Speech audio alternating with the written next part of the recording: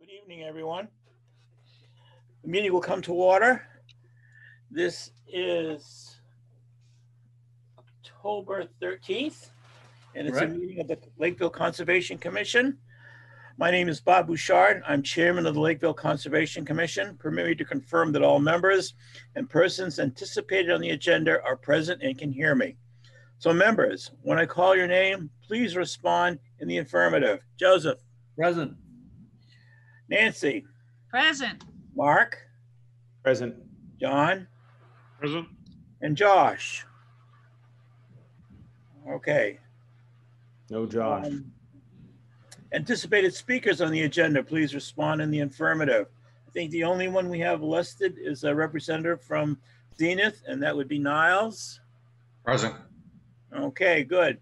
Am I missing, are there any abutters or other interested parties? I don't see anybody. Okay. This open meeting, excuse me while I do the necessary legalese to get things started here. This open meeting of the Lakeville Conservation Commission is being conducted remotely, consistent with Governor Baker's executive order of March 12, 2020, due to the current state of emergency in the Commonwealth due to the outbreak of COVID-19. In order to mitigate the transmission of the COVID-19 virus, we have been advised and directed by the Commonwealth to suspend public gatherings, and as such, the governor's order suspends the requirement of the open meeting law to have all meetings in a publicly accessible physical location. Further, all members of the public bodies are allowed and encouraged to participate remotely.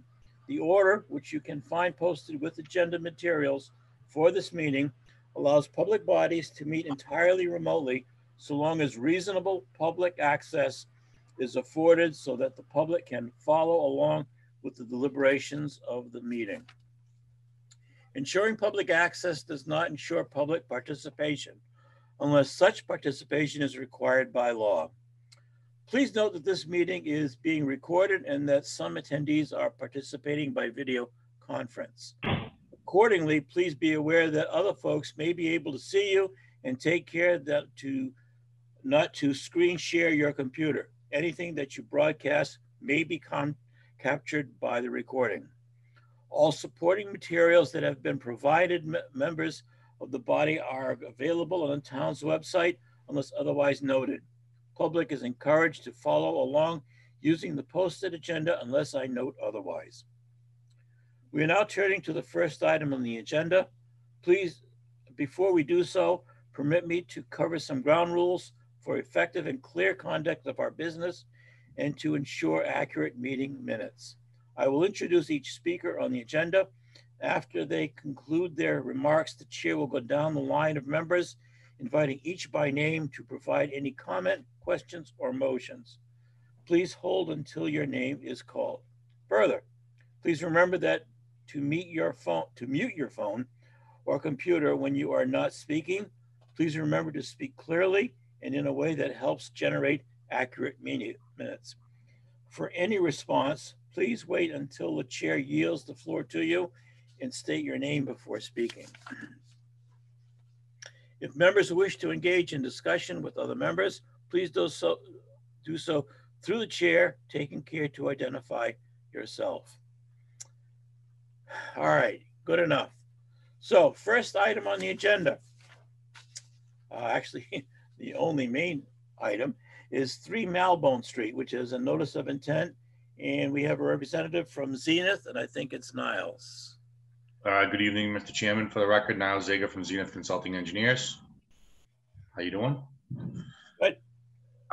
So this has been before the commission a few different times now. We originally came in for the crossing itself, and then we came in as well as for lot number 5 Malbone, which would be up to the I guess it would be the east of the property, northeast of the property.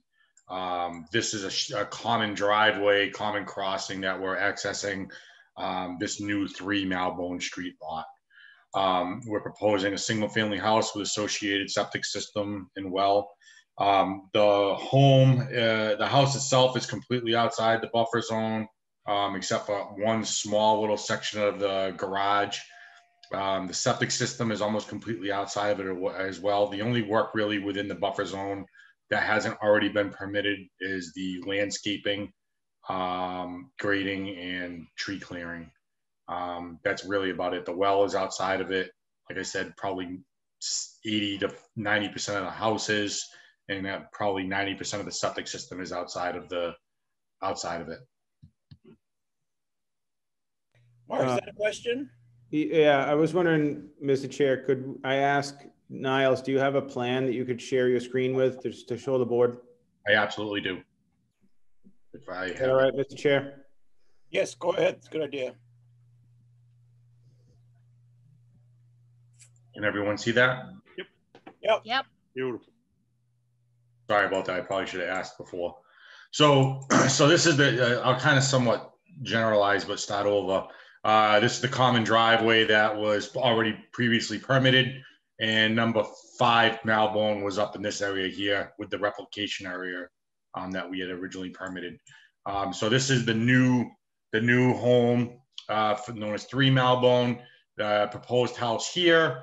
The buffer zone cuts through here, so you can see it's a very small section of the house that's within that buffer zone. Same thing as a septic system. Same goes to the septic. This is the septic system here. We're over 100 feet in almost all areas except for one small section here.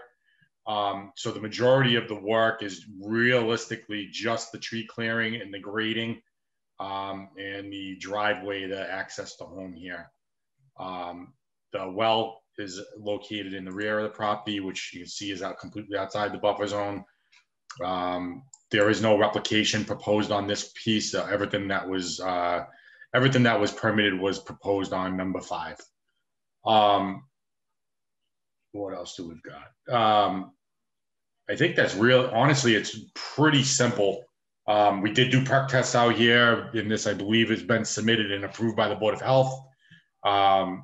So, I believe once we get conservation approval, we should have all permits in hand except for building permit. I'd be happy to answer any questions. Go ahead, Mark. Just a question about the siltation barrier. I saw that you guys did the wetland crossing already, and looks good. I imagine you have all, if not a good portion of that siltation barrier in place. Do you need to extend that for this portion of the work, or is that only around the wetland crossing stuff that you had the siltation barrier in place for?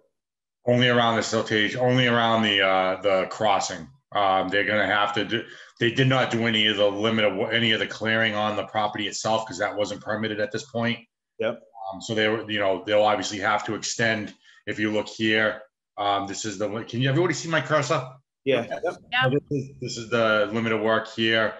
So this is basically the tree clearing. So your silt stock is proposed from the roadway here, the common driveway, up the lot, and runs along that side and into the 100-foot buffer. So currently, the siltation barrier on the left-hand side of the shared driveway continues up the side of the driveway, and you'll just move it over to do this? That's correct. Okay, all right. That's correct. And then just continue to make sure everything's in good condition. The applicant or developer will do that? Yes. Okay. I have nothing else, Mr. Chair. Thank you. Miles, a couple of questions. You've actually answered some of them already. The well location, you haven't installed the well yet, have you? No, we have not. That permit has not been granted at this point because we are waiting on conservation approval. All right. Well, even though it's outside the buffer zone, you're still going to have to cross through the buffer zone to access it. Can you tell me what route you're going to take and what impacts there might be? You're gonna already permitted this crossing here. This is the roadway here, and they will have to come up and over here. So there's a small, all within the limit of work that we're proposing. So I would assume that they're going to come up here and come right over to the well. This is the flattest area, would be right in here. So it's this small section here that they would probably access. Okay. Any other work? You said there was some test bits that were performed. Could you show us, just to refresh my memory, where they're located? Yep, they're located right in the septic system location here. So you've got 4, 1, 2, 3, and 4. Yeah. Right along here. So this is your primary, what's actually going to be constructed for the septic system, and then you have the reserve area, which, even though there's nothing constructed, it's just an area that's designated for per Title V requirements that we have to designate to show that we can fit another septic system on the property in lieu of what has already been proposed. Okay. So those are the 4 holes right along that front of the home here. Good. I'd like to impose a condition that since the siltation fence is partially underway, that it be inspected and approved before final approval is given.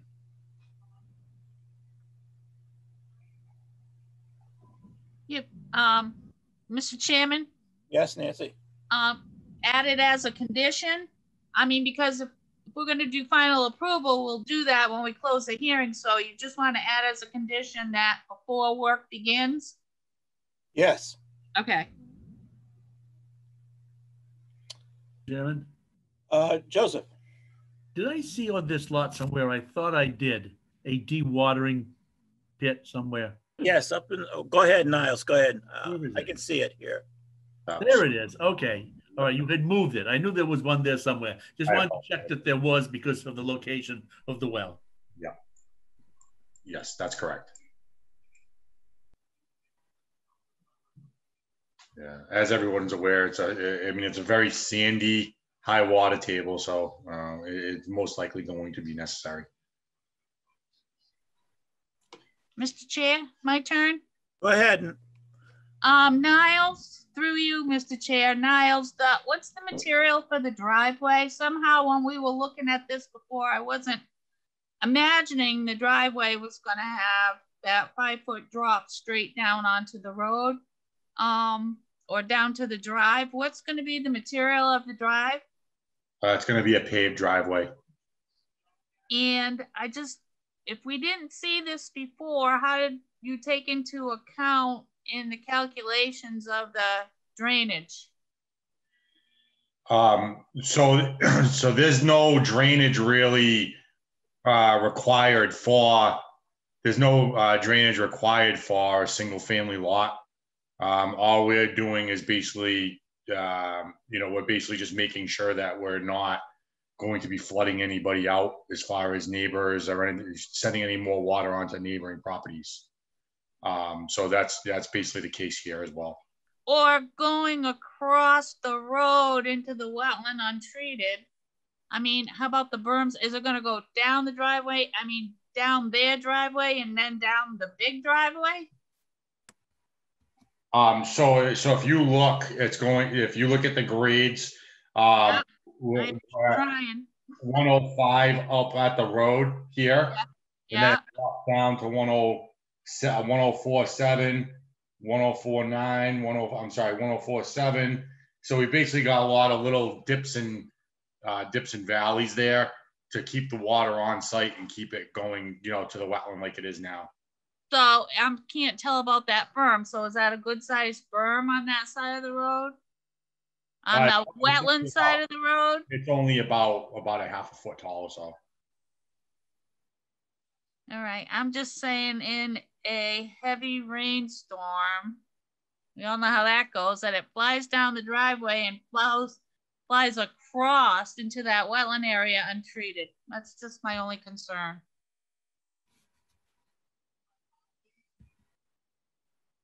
I don't know. Maybe Mark or John can better.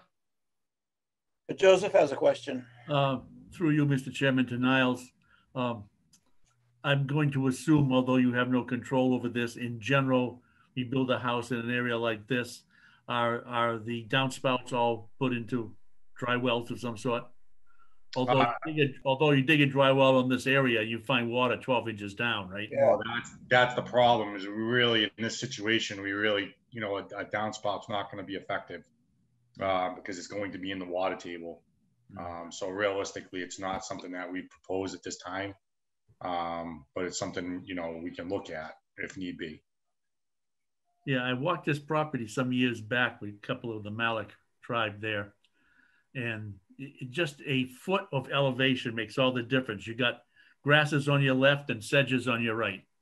Yeah. You put a shovel in the ground and one, it's dry, move 15 feet, put another shovel in the ground and you're looking at water. Yeah. So I think you just have to surface flow the downspouts because that's up to the builder. Yeah, I mean, the soil, the underlying soil is, like I said, it's very, very sandy. I've dug test pits throughout this whole property over the last couple of years, and it's every single one of them has come back with a very nice coarse sand.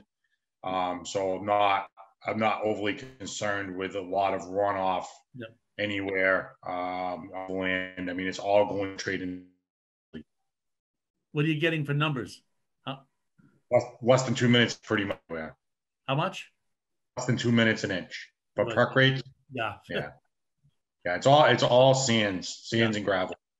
That's the kind of perk that's almost too fast. You don't get enough cleaning. Yeah, you're right.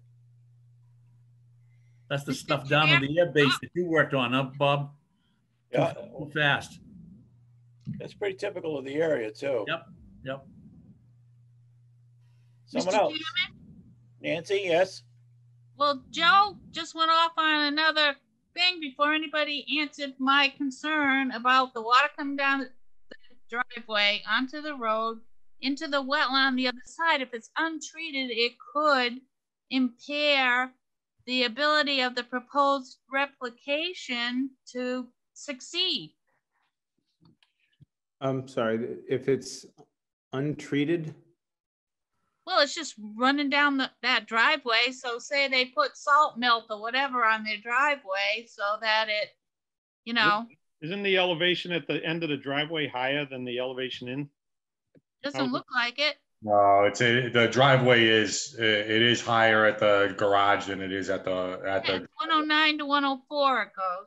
Where's it 109? Oh. Up at the house. It's right here. This is okay. And it drops down to 104. But again, the elevation down here is 105 at the street, right?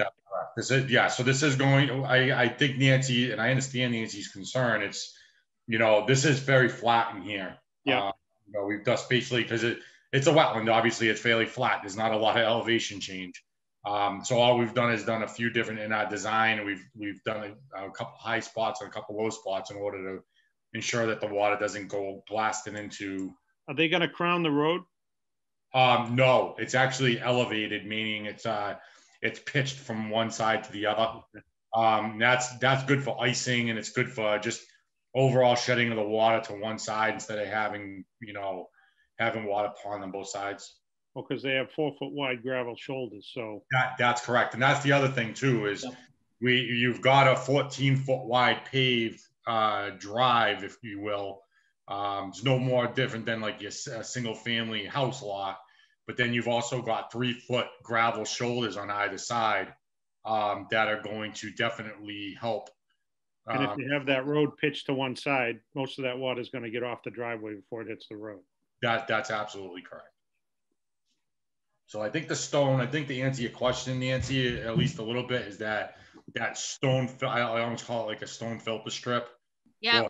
Aid in that, aid in that treatment / slowing it. It'll also act almost like a level spreader, where it's instead of having like a point source discharge where it's going to just be, concentrated into one area, it'll be, it'll actually be spread out over a larger area. All right, so it'll hit the gravel before it hits the road, and if it makes it across the road, it should hit the gravel on the other side. Is that what you're saying? That's correct. It's going to hit the gravel before it goes out to the wetland. Absolutely. Okay, that's better. All right, thank you. Oh, no problem. And also, I'd like to just address that as well, Nancy. Yeah. That portion of the driveway portion of the house is actually more south facing, I believe. So it will get the sun. And I live about a half mile from there. And my driveway has a significant slope and faces north. And I've lived in my house for about 8 years, and I've only needed to put a little salt down once. And this is fairly flat. I have an incline. That's why I had to put a little salt. Yep. I would not imagine that they would actually treat a almost dead level driveway or a common driveway. But again, my point is that whole driveway from the garage to the common driveway faces south, so it would get sun as well to melt, so they probably won't treat it. Right, and it's only 5 feet. Yeah. So it's not like, you know, like one of those ones on Highland Road that looks like Mount Everest. Well, no, and I think you bring up a valid point, and you know, if a berm or a swale would help, if we felt that there was a major concern, just to make it recharge before it hit the replication area. Yep. Wouldn't be a bad thing, but I mean, again, reasonably, how many people actually salt their driveways? Yeah. More than before.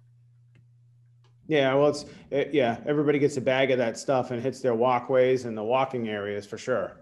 Yeah, at least the first time there's a storm. After that, they kind of lose interest. Yeah. So, Niles, when are they going to actually do the wetland replication? I believe sooner than later. I believe they've already actually started it. Yeah. I understand. Well, I'm going to get out there as soon as I can. So, I mean, I guess I would just recommend to maybe condition that the take of the wetland replication be part of the motion. That the what? Say that again, please. That the take, the wetland replication actually taking and growing. Oh, okay. Be part of the condition or the motion, so that at the COC, we would be able to. Yeah, to review the performance. Yeah, exactly. Just a little belt and suspenders, just to make sure that the wetland replication took. Exactly. Yeah, that's the most critical stage. That's where most of them fail. So that sounds good. Take before a certificate of compliance, you mean? Yeah, that would be our stopgap. Would be when Bob goes out to inspect to make sure that the wetland replication took. We wouldn't issue a certificate of compliance, and they would have to make adjustments because maybe salt from the driveway killed the plants. Okay, I see. Did someone else have a comment?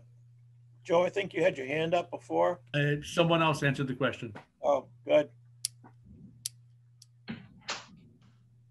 So have we answered everyone's questions? Are we good with this? I'm good. All right, then we'll hear your motion then. Okay, I make a motion that we close the hearing and issue an order of conditions with all of our standard conditions, plus before work begins, the agent will be called to inspect the siltation barrier, and the wetland replication needs to be successful before issuance of a certificate of compliance. I second that motion. Okay, we have a motion and a second. Any further discussion? Hearing none, I'll take a roll call vote. First of all, Joseph. Aye. Nancy. Aye. Mark. Aye. John. Aye. All right, did I get everyone? Yep. All right, so the motion, and Bob says yes also. So the motion carries unanimously. So Niles, you're in business. We'll send you some paperwork in a little bit. Thank you, everyone. Have a great night. Have a good night. Ooh, thanks, Thank you. Niles. All right, then, just a couple of quick items. Meeting minutes. Does anyone have any comments, corrections on the minutes I have none. for August 11th? None. Okay. Well, so do we have a vote to do a motion to approve? I make such a motion to approve the minutes of the August 11th, 2020 meeting minutes. Do we have a second? I will second. All those in favor? Aye. Aye. Aye. All right. Under old business, first of all, Huckleberry Shores. We had a request from one of the residents to do some vista pruning in that area, in the area right by the water. It's a place that in the past there's been some work that's been done. They approached one of the owners approached Joseph with a request to do this. The hangup is at this location there are two competing homeowners associations. One doesn't seem to be viable. The other one is. And we would like to approve this. We've done so in the past. But we want to make sure that we are authorizing the correct entity to do so. So the person who approached us is going to do some research and see who has a say in the matter. And once we resolve that, I intend to send a letter saying, yes, it's with our approval that you can do some limited vista proving in a certain area. Did I miss anything, Joe? No, we've allowed some vista pruning on that area before, and the neighbor who used to live next door was very upset about it. He has since moved, and the person next door doesn't seem to care too much. The problem with the writing the letter and issuing the permit to do this is, as I mentioned to our chairman, I'm very reluctant to write a letter allowing work on a property that seems to have no owners. Right. Mr. Chairman? Yes, Nancy. As far as I've ever known, and it's in the brochure that we had handed out to people, showing them how Concom work, they don't need a permission from us to do vista pruning. Yes, yeah, I believe they do. Depends what the terrain is. This is very low, and it does have hydric soils on it. Yeah. It's almost level with the pond. And it's then again, overlooking the pond. There's vista pruning on your own property versus vista pruning on community property. But as we've discussed before, that's more of a civil matter. I mean, we've run into this how many times before? Right, it is a civil matter. So do we want to even, put our toe in the water here? Well, I agree with Joe. I wouldn't think that we should be sending a letter. And I would like to look more into whether they need a permission from us from vista pruning. I think vista pruning is something they can do. And if they own or their association owns that property, then they can just do it. And then they can figure it out with themselves, leave us out of it. Nancy, the question is for them to try to figure out which entity that actually does own it. There was an entity, now defunct, I guess, Huckleberry Knoll Associates or something like that. And they're like two years behind on the taxes on that little tiny piece of land. The town may end up owning the land for taxes for all we know. I just don't want to get into get us in the middle of some legal thing there. Right. I think if we did send a letter, it would simply state vista pruning is something that's allowed. We're not specifying any activity in any specific location. Just be aware that it is allowed by a responsible party, and leave it at that. And the vista pruning, that term would be defined. That does not include cutting down everything on the lot and stumping it out. Right. We could add that as yes. In addition, no tree cutting, et cetera, et cetera. I think we should, Mr. Chairman, I think we should look up the regulation and quote it rather than just kind of winging it. We need to quote the regulation that shows vista pruning is allowed. All right. I'll try to find it if you want.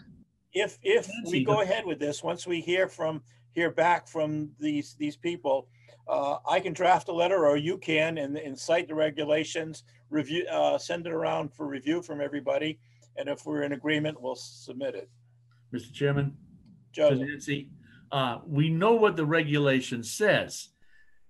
Right. For your own property that you own, if the owner of the property comes to us and says, can I do vista pruning? That's not the problem. The problem here is we're not sure who owns this property. And whatever letter or permission we give, we want to give it to some legal entity that can be responsible for this, other than having, you know, wholesale destruction of the property and everyone goes shrugging their shoulders. I haven't had a chance to look through the files, but there was a lot of correspondence. You may remember this, Nancy, back when, between these two entities. So we'll see if we can resolve some responsible parties here before we take any action. All right, and I'm really not sure the regulation cites the property owner. I just would really like to see what it's how it's worded. I know it's in our brochure that we hand out. Okay, Mark? So I think both points about the property owner are valid, but I do think either way, it just would absolve us and clarify if you did put together a letter that had the regulation and just include that the work be performed by either the owner of record or an approved agent of the owner of record. Yeah, that's entirely in line with what we're talking about. And Joe, if you recall, when they did some work previously, they picked up some sticks and whatnot. It was minimal, but didn't a couple of the residents make us think about it? Oh, yes, there was some upset, but the person making most of the noise has since moved. Right. Okay. All right. So that's and the guy who first brought this to me, he's been very diligent about this. He's searching through assessors and looking up minutes and so forth. You know, he's gone back through like the 5 generations worth of owners of that piece of property. That's good. Let them do the work. That's right. Fine with me. All right. Anything else on this then? No. All right. Next, Edgewater Drive. As you may recall, we closed that out at our last meeting. The abutters aren't letting go. They're still looking for additional information. They claim that they were unaware that once we voted, that was the end of our involvement, and they were looking for more action, and the abutters as well are looking for additional information. So I've spent a lot of time last week talking to the abutters, trying to explain, you know, what the process is, and Mark, I know ZBA is still involved, and we made it one of the requirements in our order of conditions was ZBA approval. Right. So they're wondering what's going to happen, and I said, well, you know, I can't speak for them, so what happens, and we'll deal with it. So that's an ongoing issue. Now, the property they're concerned with is next door for Edgewater. Yes. That's the property we issued their claims that they're receiving runoff from the driveway from the project site number 2, and that once they put in the garage, it's going to increase the amount of runoff and other problems associated with it. So the project continues. So they did not appeal it? I mean, they could have. I have a feeling they will. They have not yet. They don't have a lot of time. When do we issue the order of conditions? It was this week. I don't know what the exact. Probably today's date is on there. Okay. Well, they have 20 so days? They have time. They have 20 or 21 days, right? Yeah, and the time limit is waived because of COVID. Thing. So they could. Who do they appeal it to? DEP? Yes. Okay. All right. And not on the schedule, not on the old business, but something that is active right now is Lakeville Hospital with the proposed development. We still don't know who and what yet, but I'm getting a lot of calls from the people working on it, and they're concerned with of course the wetlands and the two vernal pools that have been identified. Mm-hmm. So I've gone through some of the older filings that we have. all the various projects that have abutted that area and have identified or sort of identified the location of these wetlands and associated vernal pools. Problem is they've never been out there to see the property. I find that kind of odd. But I'm just kind of giving you a warning that there's more and more activity associated with this. And Joe and Nancy, you probably have the most experience with the site itself. And I think it might be a good idea. A machete jungle cutting job for a couple of days on that property. Right. Well, one of the vernal pools is defunct because relocation of Route 79 went. Right. So I'm trying to talk those people into getting it decertified because it's dead, because all the animals moved from like Mary Lou's Donuts over to the other side of the street. Side of the road, right. Yes. Well, it might be a good idea, I think, before this project gets too far down the line, to put our heads together so that we have, a consistency in our opinion on this, on what might or might not be an impact. So it might be a good idea to take another look at the site and see if things have changed that we need to be aware of and make them aware of.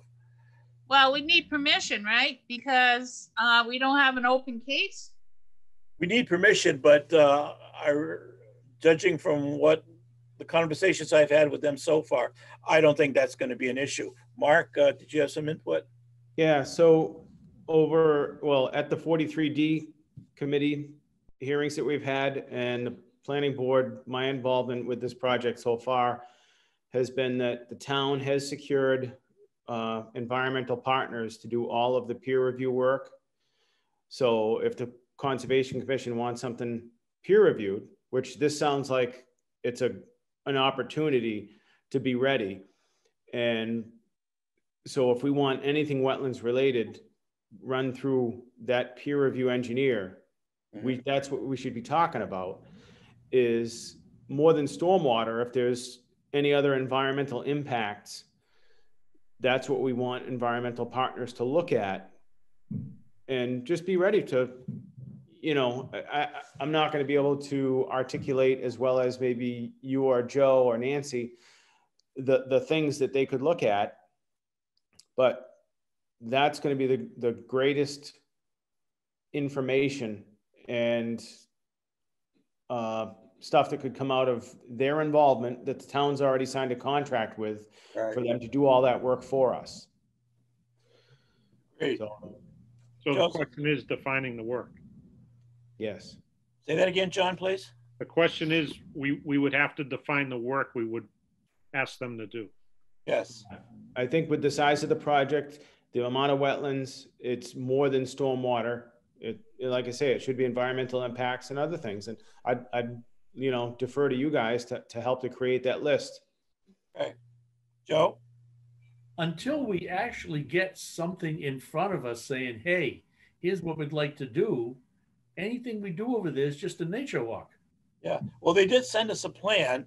The scale makes it a little difficult to read. But I have to be that's a fast track project, right? Yes. Well, the permitting process is supposed to be fast. And I think once they get into it, it will be quick. But to Bob's point, the plan they gave is just a conceptual. It's just a colored drawing. Nothing's, there's no grading lines. We don't have a current, existing grades compared to finished grades. I don't think they've worked that stuff out yet. Oh, yeah. So until we get that, all we can do is do our best to be prepared on what we think we'll need reviewed. And then once the plan comes, and it's going to come, Bob's on the 43D with me. We're going to see it just to make sure the application's complete. And we're allowed to come back to our respective boards and talk about it. So when me and Bob see that plan, we can come back and say, hey, this is what we see, and start thinking about it a little bit more. Because the idea of the 43D permitting process is realistically, because one member from every board that gets to see it, to give a little bit of input prior to it going to a public hearing at every board. Mhm. It should only take 1 or 2 hearings at every board. It shouldn't be Right. dragged on for 4 to 6 months. And the idea is for it to not go through one board for 2 or 3 months, the next board for 2 or 3 months. To simultaneously go through. It's all at once. Right, absolutely. So DEP must have a huge file on that property, no? So do we. So do we. I mean, some of the stuff might have changed, but we should be able to review that and see what the big issues are. We know Well- there's a trash dump there, right? Well, those are all things that they're cleaning up. Okay. The applicant, the developer is going to clean those things up as far as what they tell us now. And I believe that they're good on that. But it's really, I think the things that are hard for us to determine is how close is the building to the wetlands? What is the pitch to the wetlands?